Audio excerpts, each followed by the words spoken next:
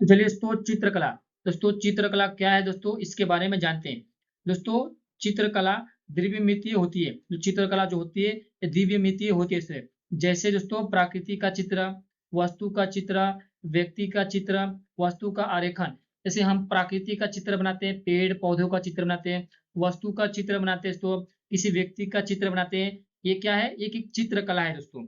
और दोस्तों, इसके लिए चित्र बनाने के लिए शिलाखंड, दीवारें, कागज, सूती अथवा रेशम कपड़ों के किवाड़ और मिट्टी के बर्तनों का उपयोग किया जाता है दोस्तों। आप चित्र ऐसे नहीं बना सकते, किसी दीवार पर बनाना पड़ेगा, कागज पर बनाना पड़ेगा, सूती कपड़ों पे बनाना पड़ेगा, शिलाखंड पर बनाना पड़ेगा और मिट्टी के बर्तनों पे बनाना पड़ेगा। ऐसे आप अपना चित्र को दिखा सकते हैं दोस्तों। दोस्तों, चित्र 4 प्रकार के होते हैं। कौन-कौन से, इनके बारे में पढ़ाई भी करेंगे। पहला है लोक चित्रकला शैली, दूसरा है दोस्तों अभिजात चित्रकला, और तीसरा है दोस्तों हस्तलिखितो लघु चित्र, और दोस्तों चौथा है यूरोपीय चित्रकला। तो इनके बारे में हम पढ़ाई करेंगे। तो दोस्तों, पहला पढ़ते हैं लोक चित्रकला शैली। तो लोक चित्रकला शैली क्या होता है, इसके बारे में जानते हैं दोस्तों। दोस्तों, पहला पढ़ते हैं लोक चित्रकला शैली। तो लोक चित्रकला शैली क्या होता है, चलिए जानते हैं दोस्तों। दोस्तों, अश्म युग में गुफाओं के दीवारों पर बने चित्र अनेक देशों में पाए जाते हैं। जो गुफाओं पर चित्र बने रहते हैं वो अनेक देशों में पाए जाते हैं। इसे ही लोक चित्रकला शैली कहते हैं। इसे ही लोक चित्रकला शैली कहते हैं दोस्तों। और दोस्तों, भारत में मध्य प्रदेश, उत्तर प्रदेश, बिहार, उत्तराखंड और कर्नाटक, आंध्र प्रदेश और तेलंगाना, इन राज्यों में गुफा चित्र वाले अनेक स्थान पाए जाते हैं। इन जो राज्य है मध्य प्रदेश, उत्तर प्रदेश, बिहार और उत्तराखंड, कर्नाटक, आंध्र प्रदेश और तेलंगाना, इन राज्यों में गुफा चित्र वाले अनेक स्थान पाए जाते हैं दोस्तों। और दोस्तों, मध्य प्रदेश में भीमबेटका स्थान पर बने गुफा चित्र प्रसिद्ध है। जो मध्य प्रदेश में एक गांव है, भीमबेटका स्थान पर बने गुप्त चित्र, गुफा वाले चित्र बहुत ही प्रसिद्ध है। विश्व विरासत विश्व विरासत स्थान में भीमबेटका के गुफा चित्र वाले समावेश किया गया है। जो विश्व विरासत वाले यूनेस्को वाले हैं, वो भीमबेटका गांव को विश्व विरासत में शामिल किए हैं दोस्तों। और दोस्तों, गुफा गुफा चित्र में मनुष्य की आकृतियों, प्राणियों और कुछ भूमि आकृतियों को समावेश किया जाता है। जो गुफा में चित्र बनती है उसे मनुष्य जो बनाते हैं वो आकृतियों और प्राणियों और कुछ भूमि आकृतियों को समावेश करते हैं दोस्तों।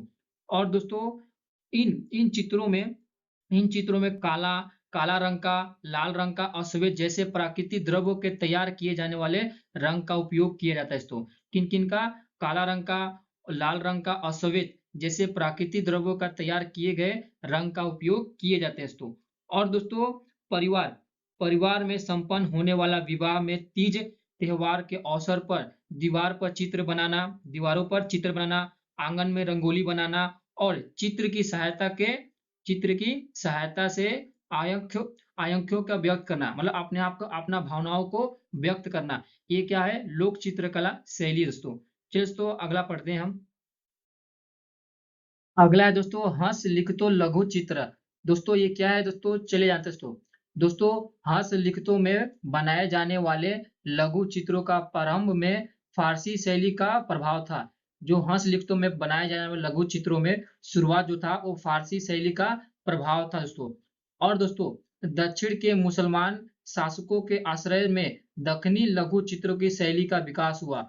जो दक्षिण के मुसलमान शासकों थे वो आश्रय में दक्षिणी लघु चित्रों का शैली का विकास हुई हुई है दोस्तों। और दोस्तों, मुगल सम्राट अकबर के शासन काल में फारसी और भारतीय चित्रकारों की मिश्रित शैलियों में मुगल मुगल लघु चित्र शैली का उदय हुआ है दोस्तों। ये कब हुआ था, मुगल सम्राट अकबर के शासन काल में हस्त लिखित लघु चित्र का शुरुआत हुआ दोस्तों। और दोस्तों, फारसी और भारतीय चित्रकारों जो थे वो मिश्रित, मतलब एक साथ मिलकर मुगल लघु चित्रों की शैली का उदय हुआ है दोस्तों। चलिए दोस्तों, अगला पढ़ते हैं हम। अगला है यूरोपियन चित्रकला। तो यूरोपियन चित्रकला क्या है दोस्तों, चलिए जानते हैं दोस्तों। दोस्तों, अंग्रेजों के शासन काल में पश्चिम चित्र शैली का प्रभाव भारतीय चित्र शैली पर दिखाई देता है। जो अंग्रेज के शासन काल में जब चित्र बनाया था वो पश्चिम चित्रकला शैली के प्रभाव भारतीय चित्रकला पर दिखाई देता है दोस्तों। और दोस्तों, पुणे के शनिवाड़ा में सवाई माधवराव पेशवा के शासन काल में स्कॉटिश स्कॉटिश चित्रकार जेम्स वेल के मार्गदर्शन में कलाशाला की स्थापना की गई थी दोस्तों। कलाशाला की स्थापना कब की गई थी? ये माधवराव पेशवा के शासन काल में किया गया था दोस्तों। और दोस्तों मराठी चित्रकार गंगाराम तानवड़े यह विशेष उल्लेख करना चाहता है कि उन्होंने वेलूर एलोरा की गुफाओं में चित्र बनाए थे। जो वेलूर महाराष्ट्र में एलोरा की गुफाएं हैं, वहां पे चित्र किसने बनाए थे? गंगाराम तानवड़े ने बनाए थे दोस्तों। और दोस्तों उनके उनके बनाए हुए चित्र अमेरिका के विश्वविद्यालय येल सेन ब्रिटिश आर्ट में सुरक्षित रखा है। जो गंगाराम तानवड़े ने जो चित्र बनाए थे, वो क्या किए थे? अंग्रेज ने इनको लूट लिए थे, ये इलोरा की गुफाओं से चुरा कर ले गए थे और ये म्यूजियम में रखे। म्यूजियम का नाम है Yale centre of British art, सुरक्षित में रखे हैं दोस्तों। चलिए दोस्तों अगला पढ़ते हैं हम। अगला है शिल्प कला। तो शिल्प कला क्या होता है दोस्तों? चलिए जानते हैं दोस्तों। दोस्तों शिल्प कला एक त्रिमितीय होती है। शिल्प कला जो होती है ये त्रिमितीय होती है दोस्तों। जैसे दोस्तों जैसे मूर्ति, प्रतिमा, कलापूर्ण बर्तन और वस्तु। जैसे आप देखोगे मूर्ति बनाते हैं, कोई व्यक्ति मूर्ति बनाता है, वो किसके द्वारा बनता है? ये शिल्प कला द्वारा बनाया जाता है। प्रतिमाएं, किसी बड़ी बड़ी इमारतें हस्ती को प्रतिमाएं बनाती है, किसके द्वारा बनाता है? शिल्प कला द्वारा बनाए जाते हैं। कलापूर्ण बर्तनें बनाई जाती है और वस्तु भी बनाई जाती है, किसके द्वारा? ये पहले के जमाने में शिल्प कला जो बनी है वैसे ही एक देखते देखते बनते जा रही है हमारे भारत देशों में।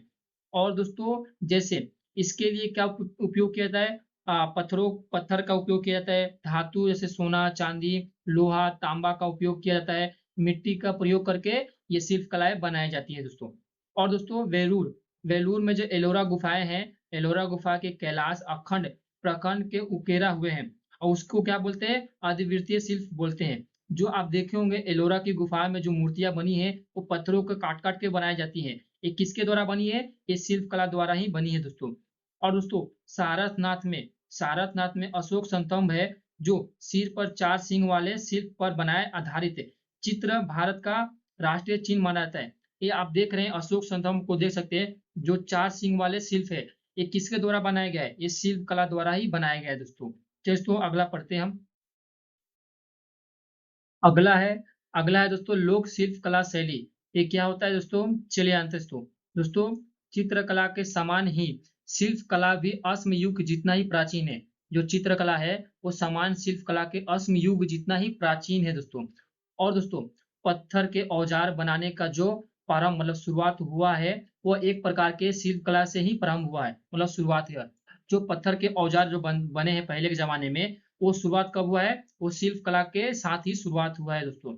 और दोस्तों भारत में धार्मिक अवसरों पर मिट्टी की प्रतिमा एक प्रकार की तैयार करना और उनकी पूजा अथवा उन्हें अर्पण करने वाला प्रथा हड़प्पा संस्कृति के समय चलती आ रही है। आप देखे होंगे दोस्तों कि दशहरा का मौके पर जो बड़ी बड़ी मूर्तियां माता जी की बनाई जाती हैं, वो ये किससे बनाई जाती है? ये शिल्प कला शैली के बनाई जाती है। एक ये प्रथा कब से चलती आ रही है? ये हड़प्पा संस्कृति के समय से चली आती आ रही है। और दोस्तों अब तक ये प्रथा पश्चिम बंगाल में, बिहार में, गुजरात में, राजस्थान में जैसे अनेक राज्यों में प्रचलित दिखाई देती है। आप देखेंगे पश्चिम बंगाल में दशहरा बड़ी भारी धूमधाम से मनाया जाता है, बड़ी बड़ी मूर्तियां बनाई जाती है माता जी की। बिहार में भी बनाया जाता है दशहरा, गुजरात में कृष्ण लीला, राजस्थान में इसे मनाया जाता है। ये सब क्या है? ये शिल्प कला है, क्या है? लोक शिल्प कला है दोस्तों। चलिए दोस्तों अगला पढ़ते हैं हम।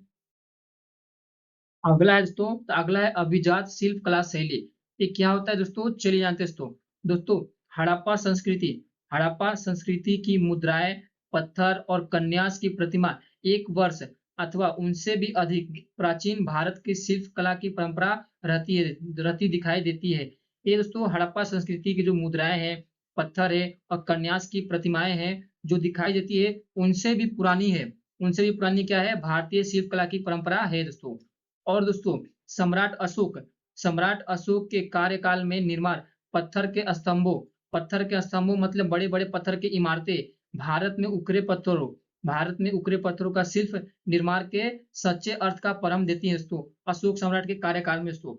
और दोस्तों मध्य प्रदेश के सांची का स्फूर्त प्रथम और सम्राट अशोक के कार्यकाल में बनाया गया था। जो मध्य प्रदेश में आप देखोगे सांची का स्रोत, ये कब बनाया गया था? सम्राट अशोक के कार्यकाल में बनाया गया था दोस्तों।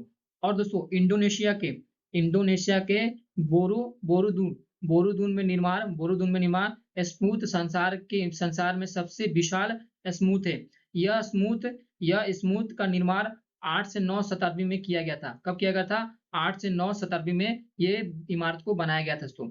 और दोस्तों 1999 में यूनेस्को ने बोरोदूर को विश्व विरासत स्थान का रूप में घोषित किया गया।